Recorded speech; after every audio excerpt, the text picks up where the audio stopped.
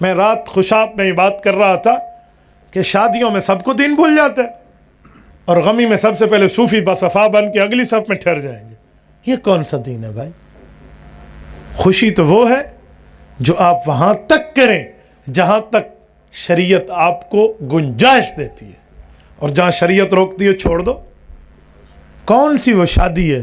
شاید ورلا کوئی مسلمان دا پتر جرا اپنی شادی دے تلاوت کرواوے تے اے میراثیاں تو جان چھڑواوے. ہاں کوئی ہوگا جو اس طرح کے معاملات سے بچے، ورنہ ہر شادی میں گانے بجانے اور سارے ڈرامے بازیاں اور یہ دکڑے مکڑے سارے وہاں پڑے ہوتے ہیں. اور کوئی کہے نا یار یہ گانے بند کر دو، وہ سمجھتے ہیں صوفی صاحب کمل ہے، یہ چڑھ جائے، یہ تھوڑا اونچا کر کے چلاؤ. ہاں میرا پتر تو چلا. ایک آٹومیٹک صوفی صاحب مجھے ایک شادی میں کہنے لگے مولوی صاحب شادی میں تو یہ جائز ہوتا ہے. میں کہ جی ایسا شادی جیسا کراڑ ہونے ہیں ایویں ایسا مسلمان ہونے ہیں، شادی میں یہ جائز ہوتا ہے. کس نے تجھے کہا جائز ہوتا ہے؟ بے وقوف، الچٹو من الڈگر ہے تو دین سے، اور تو ہمیں مسئلہ سمجھا ہے. میں نے کہا کس نے کہا جائز ہے؟ کہتے وہ حدیث میں ہے نہیں کہ وہ حضور علیہ السلام ایک شادی میں گئے اور وہاں گانا چل رہا تھا. میں نے کہا بڑا حضرت ہے تو آدھی بات کرتا ہے. پاگل تجھے یہ بھی نہیں پتا کس کتاب میں ہے؟ مجھے پتہ ہے کس کتاب میں ہے. تجھے یہ بھی نہیں پتا کس باب میں ہے؟ مجھے پتہ ہے کس باب میں ہے. تجھے یہ بھی نہیں پتا پوری حدیث کیا ہے؟ وہ بھی مجھے پتہ ہے پوری کیا ہے. علماء سارے جانتے ہیں.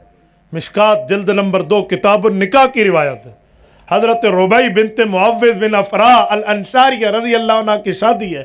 اللہ کے رسول گئے ہیں، حضور پاک علیہ السلام بیٹھے ہیں، ان کے والد بدر میں شہید ہو گئے ہیں، اس بچی کا نکاح ہے. شہید کی بیٹی کی خوشی میں رسول اللہ جا کر شامل ہوئے. فجعل جویریات یندبن بالدف من قتل آباءہن فی یوم بدر. چھوٹی چھوٹی نابالغ بچیاں دف ہاتھ میں پکڑے یوں بجانے لگی ہیں اور اپنے ان ابا و اجداد کو یاد کر رہی ہیں جو جنگ بدر میں شہید ہو گئے تھے. 14 شہدائے بدر ہیں. میں نے بدر الحمدللہ اپنی آنکھوں سے کئی بار دیکھا ہے. 14 شہدائے بدر، حضرت مہجہ بن عبداللہ رضی اللہ عنہ کی لائن سے لے کر آخری شہداء تک یوں بدر کی لائن لکھی ہوئی. اللہ تعالیٰ آپ کو مدینہ طیبہ لے جائے، اللہ آپ کی برکت سے ہمیں بھی لے جائے. تو وہاں شہدائے بدر موجود ہیں.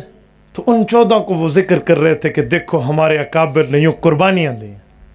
تو چھوٹی چھوٹی بچیاں کہہ رہی ہیں، نابالغ بچیاں. اور یہاں نابالغ ہوتی ہیں جو گانا چل رہا ہوتا ہے. یہ تو نابالغ بچیاں کو چھوڑو، نٹوے تے خسریاں تک کام گیا کھڑوتے ہیں.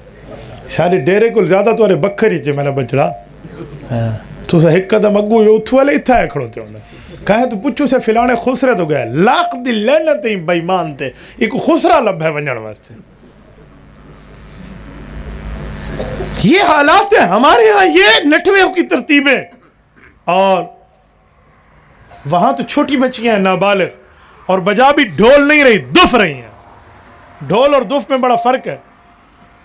ڈھول دونوں طرف سے بجتا ہے، دف ایک طرف سے بجتا ہے. میں نے اپنی آنکھوں سے وادی طائف کی وادی شفا میں دف کو دیکھا ہے. میرے پاس اس وقت اتنی ریال کی گنجائش نہیں تھی کہ میں دف خرید سکتا، ورنہ میں آپ کو دکھاتا کہ دف کہتے کسے. جانور کے چمڑے سے برتن کو ایک طرف سے بند کر دو اور اسے نابالغ بچی بجائے شادی پر. یہ ہے، یہ نہیں ہے ویڈی ویڈی کھڑو ہو کے نچ پجا بڑا کام شروع ہو گئے.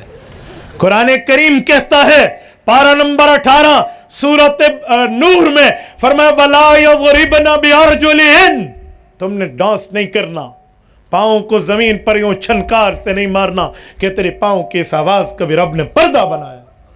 اور ہمارے ہاں ساری ترتیبیں شروع ہیں.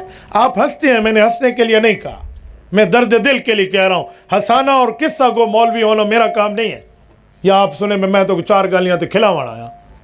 میں آپ کو ایک درد دل دینے آیا ہوں کہ یہ ہمارے ہاں ترتیبیں چل رہی ہیں. بھائی یہ انسانیت ہے، یہ تعلیمات پیغمبر ہے. یہ ہمیں آنے پر میلاد کے اوپر مقصد پہ ہم نے عمل کیا ہے. مقصد میلاد یہ نہیں ہے، مقصد میلاد ہے گناہوں کو چھوڑو، شیطان کو پھینکو اور اللہ کے دامن میں آ جاؤ، اللہ کی رحمت کے دامن میں آ جاؤ.